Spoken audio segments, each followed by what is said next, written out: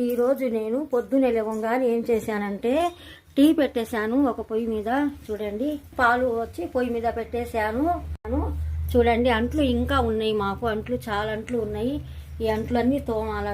Climate ఎలా ఉందో, బాగా వర్షం పడుతుంది. ఈ వర్షం మూలాన అసలు ఏం పని చేయాలన్నా కూడా నాకు అర్థం అవ్వట్లేదు. ఎందుకంటే పని చేసేటప్పుడు తడిగా ఉంటే ఏదో ఇబ్బంది, చికాకు అనిపించింది కొంచెం.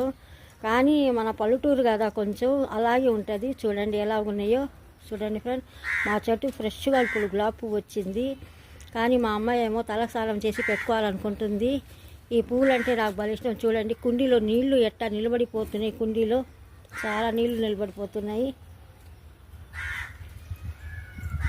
ఈ చెట్టుకు వచ్చి చిన్న చిన్న గులాబీ పూలు వచ్చినాయి. ఈ పూలన్నీ ఏం చేస్తానంటే ఒక్కొక్కసారి దేవుడు పెడతారు, ఒకసారి మేము స్నానాలు చేసినప్పుడు, తల పోసుకున్నప్పుడు కొన్ని పూలు పెట్టుకుంటాం మేము. చెట్లన్నీ ఇట్లా వేసుకున్నాను నేను. ఎలా ఉన్నాయి చెట్లు.